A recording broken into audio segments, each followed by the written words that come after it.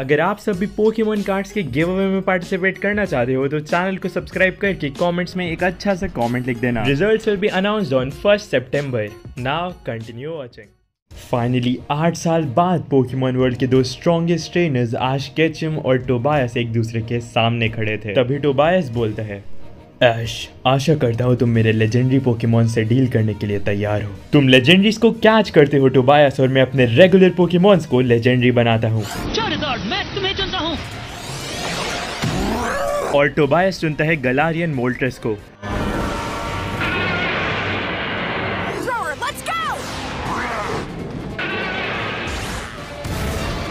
ऐश का चार्जार्ड फिर से फ्लेम थ्रोवर का यूज करता है, बट इस बार गलारियन मोल्ट्रेस काफी इजीली हरिकेन से उस मूव को काउंटर कर लेता है। ऐश एक स्ट्रैटेजी बनाता है और चार्जार्ड को हवा में जाकर क्लोज रेंज से फ्लेम थ्रोवर यूज करने को कहता है। मोल्ट्रेस सारे फ्लेम थ्रोवर्स को डॉज करने की कोशिश तो करता है, बट लास्ट फ्लेम थ्रोवर उसे काफी मैसिव डैमेज कर देता है। पिकाचू, मैं तुम्हें चुनता हूँ।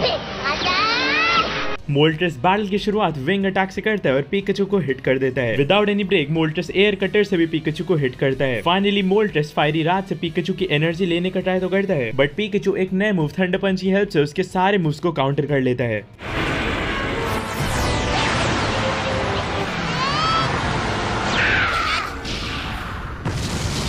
इतने स्ट्रॉन्ग वोल्ट टैकल के बाद हम देखते हैं कि मोल्ट्रेस फेंट हो चुका है।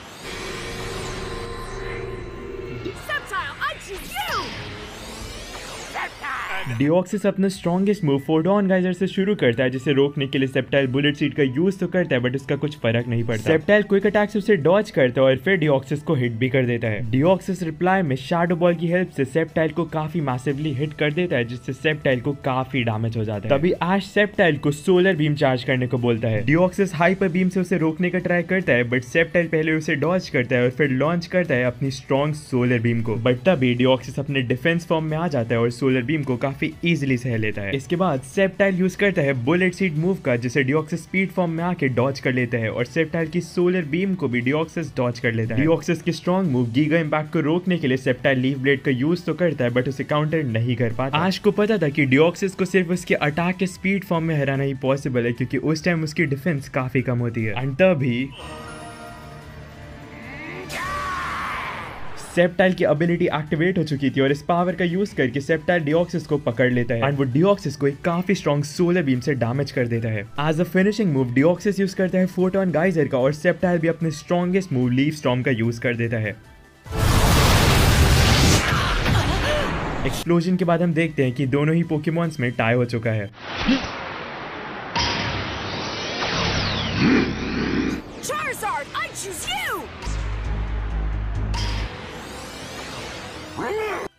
ऐश चार्जार्ड को फ्लेम थ्रोवर मूव यूज करने को बोलता है, जिसके रिप्लाई में डार्कराय अपने स्ट्रॉन्गेस्ट मूव डार्क पल्स का यूज करता है, और दोनों मूव्स के कोलिजन से एक एक्सप्लोजन हो जाता है। धुएं के अंदर से टोबायस डार्कराय को आइस बीम यूज करने को बोलता है, बट ऐश और चार्जार्ड को नहीं पता था कि आइस बीम तो बस उन्हें डिस्ट्रैक्ट करने का एक तरीका है। जब तक चार्जार्ड आइस बीम को डॉज करता है, डार्कराय अपने सिग्नेचर मूव डार्क वॉइड का यूज कर देता है, जिसकी वजह से चार्जार्ड सो जाता है।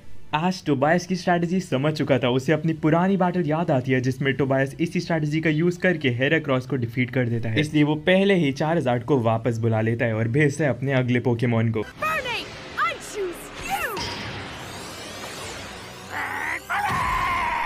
इन्फर्नी बैटल की शुरुआत एक सुपर इफेक्टिव मूव मार्क पंच से करता है, पर मौके का फायदा देख के डार्कराय इन्फर्नी पे भी डार्क वॉइड का यूज कर देता है और वो भी गहरी नींद में सो जाता है। तभी ऐश कहता है, इन्फर्नी ब्लेज का यूज करो और उससे अपनी नींद को खत्म करो।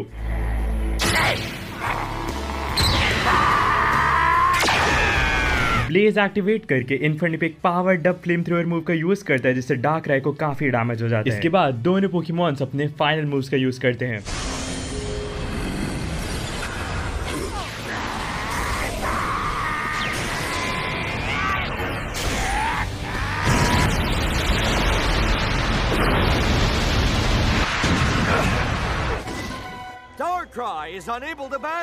टोबायस कहता है, ऐश मिलो मेरे नए लेजेंडरी पोकेमॉन से।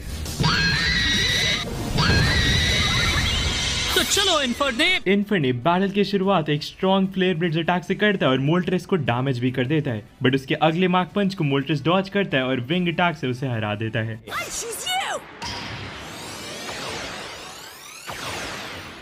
चारजार्ड और मोल्ट्रेस दोनों ही पोकेमॉन्स अपने फ्लेम थ्रोवर अटैक्स का यूज करते हैं। दोनों पोकेमॉन इक्वली पावरफुल थे और ये बैटल काफी देर तक चलती है। बैटल के एंड में चारजार्ड ड्रैगन पल्स का यूज करता है जिसका मोल्ट्रेस पे कोई असर नहीं होता। चारजार्ड के फ्लेम थ्रोवर को भी मोल्ट्रेस काफी इजीली सह लेता है और रिप्लाई में अपने फ्लेम थ्रोवर का यूज करता है जिसे चारजार्ड डॉज कर लेता है। इसके बाद चारजार्ड अपने स्ट्रॉन्गेस्ट मूव ओवरहीट का यूज करता है जिसे मोल्ट्रेस काफी इजीली अब्सॉर्ब कर लेता है। As a finishing move Moltres use करता है फ्लेम थ्रोवर अटैक का, वहीं पर चारजार्ड यूज करता है ड्रैगन पल्स का और दोनों मूव्स में एक काफी बड़ा कोलिजन हो जाता है, जिसके बाद हम देखते हैं कि दोनों ही पोकेमॉन्स फेंट हो चुके हैं।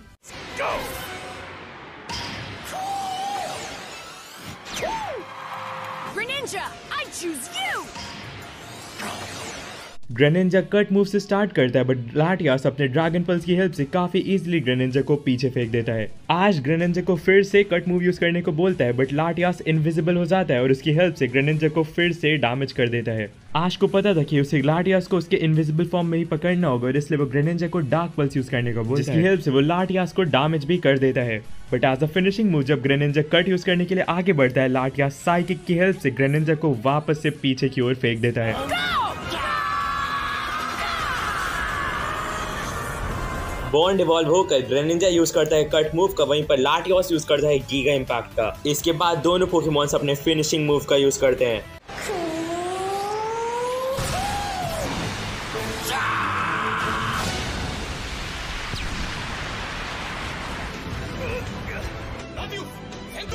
The match goes to Ash. Tobias कहता है, ओह ऐश तुम पहले से बहुत स्ट्रांग हो चुके हो, माफ़ करना बट अपने लास्ट पोकेमॉन के तौर पर मुझे अपने दोस्त को बुलाना ही होगा। ये बोलते ही टोबायस से काफ़ी अजीब सा आइटम निकाल लेता है और बोलता है, hey friend I need your help. ये बोलते ही वो आइटम चमकने लगता है और उससे काफ़ी बड़ी बीम निकलने लगती है, सब जगह धुआं फैल जाता है और फिर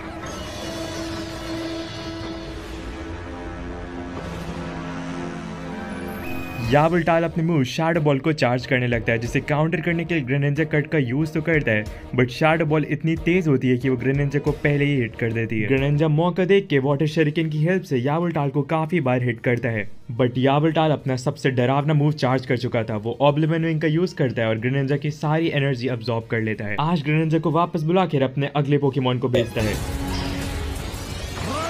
यावोल्टाल लुकारियो पर भी ऑब्लिवियन विंग का यूज करता है बट लुकारियो उसके अंदर से घुसकर ओरा स्पीयर लॉन्च करता है जो यावोल्टाल को डैमेज कर देता है। यावोल्टाल डार्क पल्स को चार्ज करने लगता है, वहीं पर लुकारियो भी जायंट ओरा स्पीयर लॉन्च कर देता है। दोनों मूव्स में एक क्लैश हो जाता है एंड एक एक्सप्लोजन भी हो जाता है, जिसकी वजह से दोनों पोकेमॉन्स ने बहुत ज्यादा ही डैमेज ले लिया था बट अल्टीमेटली लुकारियो को बहुत डैमेज लगा था और वो फेंट हो जाता है।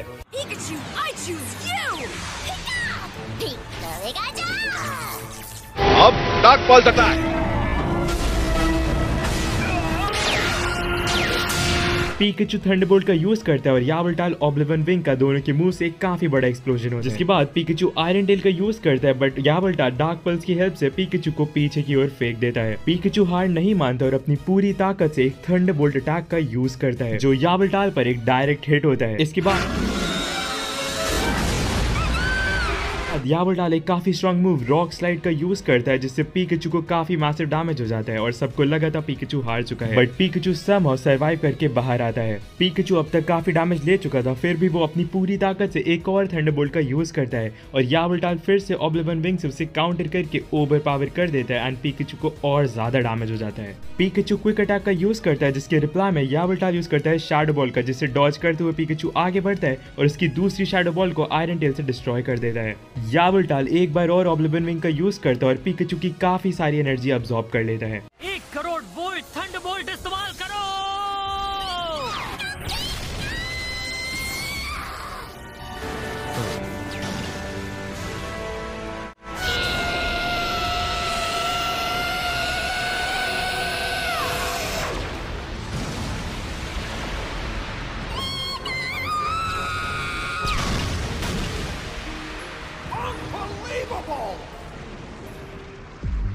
यावलटाल अपनी डिफीट एक्सेप्ट करके फील्ड छोड़कर चला जाता है एंड क्योंकि अब टोबायस के पास और पोकेमॉन्स नहीं थे, आश एंड पिकाचू डिफीटेड टोबायस।